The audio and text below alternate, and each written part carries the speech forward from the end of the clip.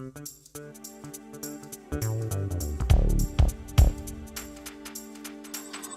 there, everyone, and welcome to FiST Chat, the vodcast that features discussions on the topics of film, science and technology. My name is Ben Warner, and I'm joined once again by my good friend and colleague Steve Kern, and you have a special guest with us today, our very first one, actually. Would you care to introduce him to us?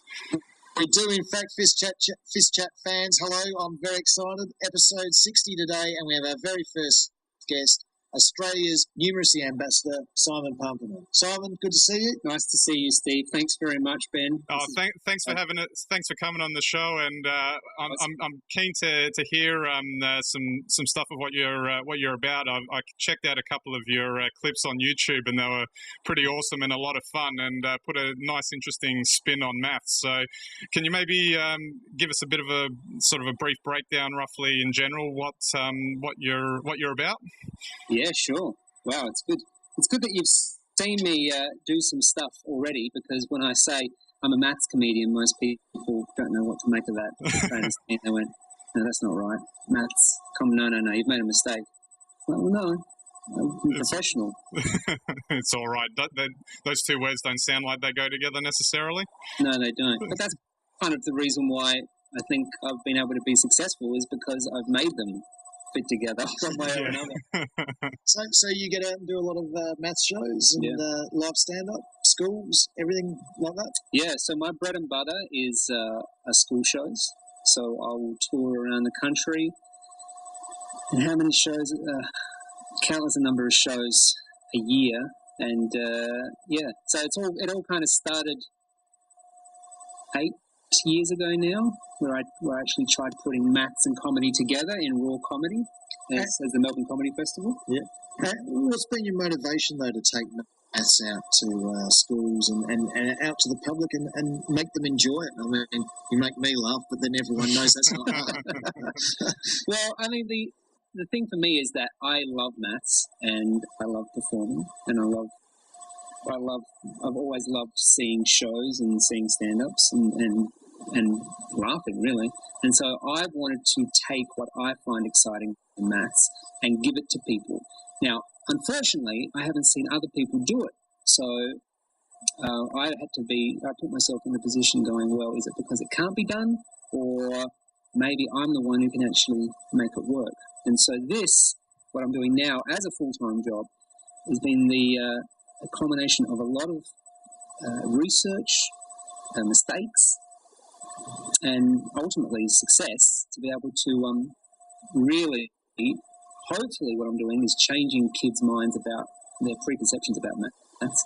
Firstly, that it's boring. It's not boring. It's super exciting. And that it doesn't have any relevance to them. And if you're laughing, isn't that something relevant to you? Oh, absolutely. And you've certainly done that well. I especially love the clip that you did on car driving, with which cars seem faster than others, and calculating some of those stats that you had on how many times people get speeding tickets and things like that. But the whole clip was really good, and it's really awesome that you're able to do that. And maybe it's good that I guess you're kind of a pioneer there in coming out and doing something different, because ultimately that's where things like this start.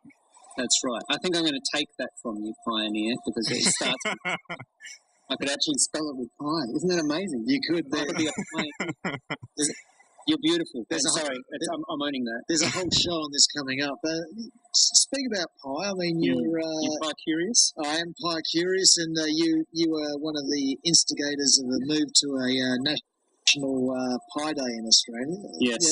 Thank you, what's your love of the number pi? Oh, pi. What I love about pi is that it is something that has been discovered by mathematicians, by our brains, by his brain and my brain and even your brain. Our brains together as human beings, we've discovered this amazing number pi, which is so mysterious, and it has all these implications to not just circles, but like to engineering and physics. It has all this crazy application, and it's completely theoretical. In actual fact, it's completely perfect. It's an infinite number that you can't even write. I mean, you can't even write this number down. There's not enough seconds in the universe to write this number down, but it exists. Like, there. I think what you're trying to say is a transcendental number. It is a transcendental number, and as people might know it to a certain number of decimal places, I believe you know it to 100. Yeah, I do. Yeah. You might know it to Do that you want to many. hear that now? Could this be done for the first time on FiST Chat? I'm sensing this is where it's going. Yeah, absolutely. Are we be able to have like a scroll down here, like a ticker tape? Oh yeah, we could do that. Yeah. You could have it going across. Yep. So this is in maths honour, right? Yeah. 314159 honour. But I'm not reading this. Actually, I'll close my eyes. How about I do that? Okay, close. Okay, so that's closed. Am I sure? Okay, let's go. Okay. 3.141592653589793288462268695492307816482534217067. Wow. I'm sure that's right. We'll be getting tweets all night now if this is right. So, that was my PIN number as well. So you get my bank card, and you can remember that. That's it. And so pi continues on forever without repeating, and that's why it is a transcendental number that we'll never quite understand. Do we understand it? I'm just thinking about what you just said, but it doesn't repeat. Well, not that we know of, does it? Well, no, it doesn't. If it did repeat, then it would be able to be expressed in a smaller form. So, yeah, you're right. You just said a profound thing, Steve. I have to just ponder it. Well, there you go. That's a great thing to have on FiST Chat here. We'll have to see. I've never seen anyone repeat pi like that before. Amazing stuff. Oh, absolutely. One question I've got is with I guess maths in popular culture. Yeah. The maths films. Are there any you particularly like, or are there? I'm not talking about Pi the movie. Like I'm talking about now. Like are there any things that people can go and watch, like A Beautiful Mind or Good Will Hunting, that you think might inspire us to get into maths a little bit more? Yeah, I think A Beautiful Mind. That was a good film. That was very. I think they had some really interesting explanations of maths with Nash equilibrium. I thought that was really good. In terms of inspiration, I don't know. I think that's yet to come, because I think a lot of maths it can be expressed through the medium of film. But at the moment, I think it's more about mathematicians and their lives and how cool they are. Yeah. And everyone knows how cool mathematicians are. Matt Damon showed how cool he was. But I think in terms of the maths itself, I mean, I'm interested in the maths. And what's interesting is the maths, like a lot of knowledge, doesn't necessarily flow the best way in the terms of the way it's been discovered. So even the discovery of islands or whatever, you might find a rocky outcrop, but then you find the bay, and the bay is the best way to enter the island. Yeah. It's just a lot of the way with maths. It's like you might approach it from like a rock wall, and you go, well, this is impenetrable, but then you come around the other side.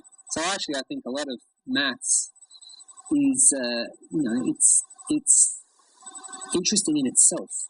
Well, it's a language, isn't it? It's a way of understanding the world and the universe we live in. Yes, but then it's a mystery. But we don't even know what maths is. Like, is it created or is it discovered? I mean, you ask that to a mathematician. If you want to stump a mathematician, you say, is maths invented or created? And their eyes will widen. They might even take off their clothes and run around screaming. Who knows? It is a very profound question, because we don't even know what it is. And what was your first reaction to that question? Well, I asked it myself. I asked it to myself. But what's great is that independently, I've heard a lot of mathematicians say the same things that I've come to myself, which is great, because then you feel like, you're thinking like great minds. But I've heard maths get compared to music, and how music is beautiful and complicated, but it is very accessible, and maths isn't. So part of what I'm trying to do is make it more accessible by combining it with arts. So actually just taking narrative structures and jokes is a way of taking people through what's required to actually understand maths. So with maths, at the end of the day, you have to sit down and you have to think about it independently of whatever's going on. You have to sit there and you have to take think a pose, and you have to think, what's going on here? This is something that needs to get uploaded into the brain to make sense. Yeah. And through the power of performance and art and shared experience and excitement and dancing, and I dance and sing my maths. Is that what you call it? I mean, it is a club. Well, I tell you what, it's pretty good dancing for a mathematician. But how do you find? Sorry, you always classify yourself in smaller subcategories, and you can always appear good. Oh, absolutely. So how do you find, though, engaging with kids and maths and the experience of doing that? Yeah, well, that's really interesting. I started off working with adults. It sounds like I've got some sort of workshop for the mentally insane. No, so I started off doing with adults, and adults are, kind of quite stiff in their thinking and quite rigid. But then when I started working with kids, it all changed. So my performance is actually, kids have changed me a lot in the way I perform. So, I think what's great about kids is that they might have a preconception about me before I come to the school, going, oh, who's the nerd, or who's the mathematician, or, what's he going to tell me? And when I do something completely off the wall that they totally don't expect, they stop thinking of me as a nerd and they start thinking of me as crazy.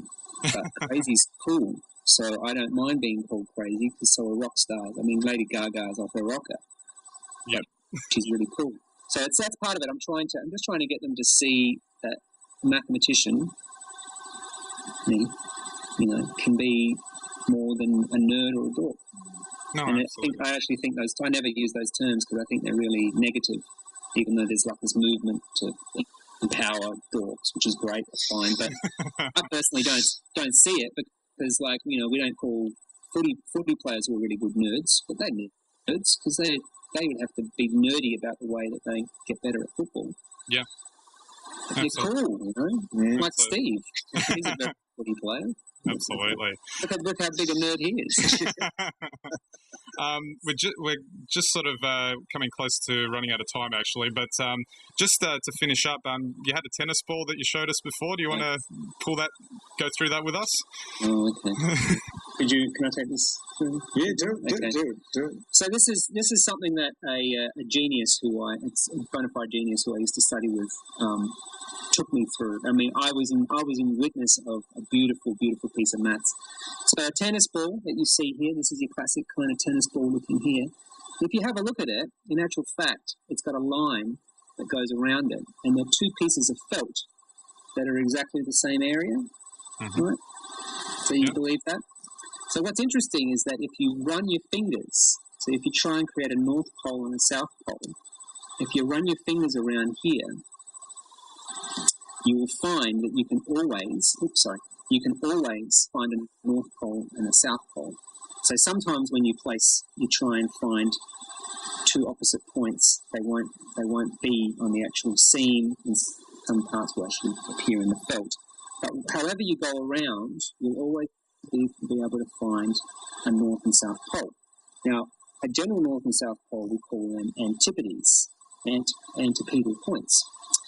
So now the question that this guy asked, and he asked me, which I thought was pretty interesting, is there any way that you can make a loop around a sphere such that you cut it in two equal areas that doesn't have any antipedal points? So is there a way that you can make a loop so there's no North Pole and South Pole? And the answer is that it's impossible. And the way you do it is you throw it through a proof. So what you do is you suppose that such a line exists. So there's a line that goes around here such that there's no antipedal points. So it doesn't have a North and South Pole. But you suppose that it actually is half the area. So then what you do is you map it. You take a map. So it's like, say, if this was Australia, you take Australia and you map it up to where England is, right? Now, if you think about that, it'll be inverted, but the area will be still exactly the same. So if I have half the area of the sphere, right, and I invert it, and it doesn't have any antipedal points, then those two areas won't intersect. For them to intersect, they have to have antipedal points. Sorry, I probably said that word wrong, but that doesn't matter. I'm just interested in the maths. English is for other people.